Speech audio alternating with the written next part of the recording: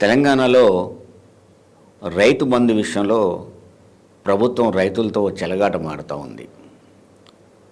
రైతు బంధు పేరు మార్చి సార్ రైతు భరోసాగా పెట్టుకున్నారు. మంచిది, పేరేం పెట్టుకుంటాం అనేది పాయింట్ కాదు. కానీ రైతు బంధు రూపం ఏదైనా, పేరు ఏదైనా, రైతు బంధు రైతులకు అందుతుందా లేదా, ప్రభుత్వం రైతు బంధు ఇస్తుందా లేదా, ఇవి స్పష్టంగా తెలియాల్సిన అవసరం ఉంది.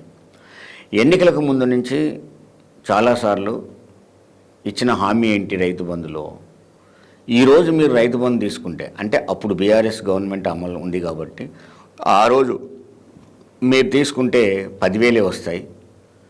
నేను అధికారంలోకి వచ్చిన తర్వాత అది 15,000 వస్తాయి కాబట్టి నేను 15,000 ఇస్తా అని చెప్పేసి స్వయంగా ఇప్పుడున్న ముఖ్యమంత్రి అప్పుడు రేవంత్ రెడ్డి ప్రకటించింది. సరే, ప్రజలు ఓహో 10,000 వస్తుంది మంచిదే, 15,000 వస్తుంది కదా ఇప్పుడని ఒకవేళ భ్రమపడి ఉండొచ్చు. కానీ 15,000 కాదు కదా, అసలు ముందు రైతు బంధు వస్తుందా రాదా అనే సమస్యని కిందికి ఏమి ఇండికేట్ చేశారు. చిన్నకారు రైతులకు, చిన్న సన్నకారు రైతులకు, అంటే 5 ఎకరాల లోపు ఉన్న వాళ్ళకో 10 ఎకరాల లోపు ఉన్న వాళ్ళకో తప్ప అసలు రైతు బంధు రాదు అని ప్రభుత్వమే కిందికి ఇండికేట్ చేసింది. ఒక చర్చను నడిపింది పరోక్షంగా. కానీ ఆ రైతు బంధుని స్టార్ట్ చేయలేదు. లాస్ట్కు ఆందోళనలు జరగంగా రైతుల యొక్క వ్యతిరేకత వస్తుంది. పార్లమెంట్ ఎన్నికల్లో ఆ వ్యతిరేకత ఉన్న ప్రతిబింబిస్తుందేమో అని చెప్పేసి ఒక రైతు బంధుని కొంత స్టార్ట్ చేశారు. 1 ఎకరం నుంచి 2 ఎకరాలు, లాస్ట్కు 4.5 ఎకరాలు, 5 ఎకరాల వరకు కూడా పడలేదు. 4.5 ఎకరాల వరకు ముందు వేశారు.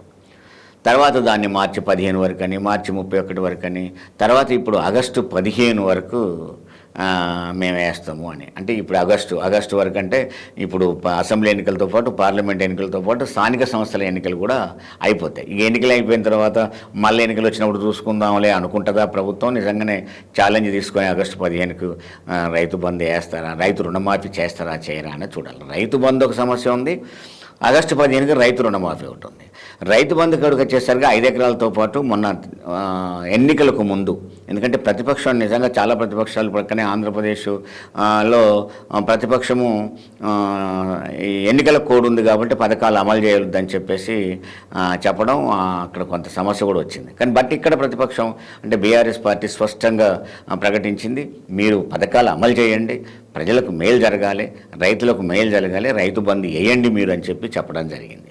మరి అదే రైతు బంధుని ఆ 5 ఎకరాల వరకే కాకుండా కొంచెం పెంచేసి కొన్ని ఎకరాల దాకా వేశారు. ఎన్ని ఎకరాలకు వేశారు, ఎంతమందికి వేశారు, అసలు అందరికి వచ్చిందా రాలేదా, వస్తే ఎన్ని ఎకరాలని లిమిట్గా పెట్టారు, లేదు గత ప్రభుత్వం వేసిన మొత్తం రైతు బంధు తీసుకున్న మొత్తము ప్రజలకు వేస్తున్నారా, రైతులకు వేస్తున్నారా లేదా అనేది ఇంకా అర్థం కాదు. కన్ఫ్యూజన్ని మనం కళ్ళ ముందు పెట్టింది తప్ప కరెక్ట్ ఫిగర్ని పెట్టే ప్రయత్నం చేయలేదు.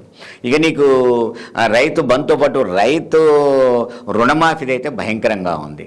రుణమాఫీ ఎప్పుడు అది ఆ విషయంలో కూడా స్పష్టంగా చెప్పాడు ఆయన. ఏమని, మీరు రైతు రుణమాఫీ ఎవరైతే రుణాలు లేవో బ్యాంకుకి అర్జెంటుగా పోయి రుణాలు తెచ్చుకోండి, మీకు నేను 2 లక్షల వరకు నేను రుణాలు మాఫీ చేస్తాను, మీరు అర్జెంటుగా పోయి లోన్ తెచ్చుకోండి అని చెప్పారు. మరి ఎంతమంది తెచ్చుకున్నారు పాపం ఇంకా తెలియదు. కానీ ఆ రుణమాఫీని మాత్రం పొడిగిస్తూ వచ్చి ఆగస్టు 15 అని ఒక టార్గెట్ పెట్టారు ఆ రుణమాఫీ కాడికి వచ్చేసరికి.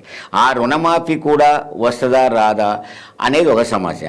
అసలు రైతు బంధు వేస్తారా లేరా, ఒక చిన్న విషయాన్ని మనం తెలుసుకుందాము. రైతు బంధు విషయంలో స్పష్టంగా ఒక మాట అన్నాడు ఆయన, చాలా ఆశ్చర్యకరమైన మాట అన్నాడు రేవంత్ రెడ్డి. ఏమని, రైతు బంధు మీరు ఒక పంటకు 5,000 అని చెప్పేసి 2 పంటలు కలిపి రైతుకు 2 5లు 10,000 వేస్తున్నారు మీరు, మరి 3వ పంట వేసిన రైతు ఏం కావాలని కూడా ప్రశ్నించాడు. అంటే ఇప్పుడు అధికారంలో నువ్వు వచ్చావు, మరి ఆ 2 పంటలతో పాటు 3వ పంట కలిపి 5,000 వేస్తావా, అసలు ఒక పంటకన్నా వేస్తావా, 2 పంటలకు వేసి పరిమితం చేస్తావా, 3 పంటలకు వేస్తావా అనే దాన్ని మనం చూడాల్సిన అవసరం ఉంది. స్పష్టంగా ఆయనే చెప్పాడు, మీకు 3వ పంటకి ఎందుకు ఇవ్వవు అనే పదం వాడాడు. అంటే ఆ సన్నాసి అనే పదం కూడా వాడాడు ఆయన. అది కూడా ఇందాం మనం ఒక విషయంలో. 3వ పంటకి ఎందుకు ఇస్తావు, పంటకి 5,000 ఎకరానికి ఇచ్చినావు, 2 పంటలకే ఇచ్చిన కదా సన్నాసి రైతు బంధు, మరి 3 పంటలు పండిస్తే 3 సార్లు ఎందుకు ఇస్తలేవు రైతు బంధు?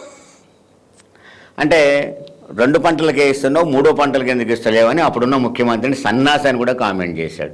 మరి నేను అడుగుతాను, ఇప్పుడు నువ్వు ఒక ముఖ్యమంత్రి, సరే నువ్వనే పదాన్ని కనుక నేను తలుచుకుంటే మరి ఆ సన్నాసి ఇవ్వలేదా నువ్వు అంటున్నావు, 3వ పంటకి ఈ సన్నాసి ఇస్తాడా ఇప్పుడు అనేది మన కళ్ళ ముందు కనపడుతుంది. మరి ఈ సన్నాసి అయినా 3వ పంటకి ఇస్తావా, 2వ పంటకి ఇస్తావా, 1 పంటకి ఇస్తావా, అసలు రైతు బంధు మీద నీకు ఒక అవగాహన ఉందా, రైతుల మీద ప్రేమ ఉందా అనేది రైతుల నుంచి ఒక క్వశ్చన్ వస్తూ ఉంది.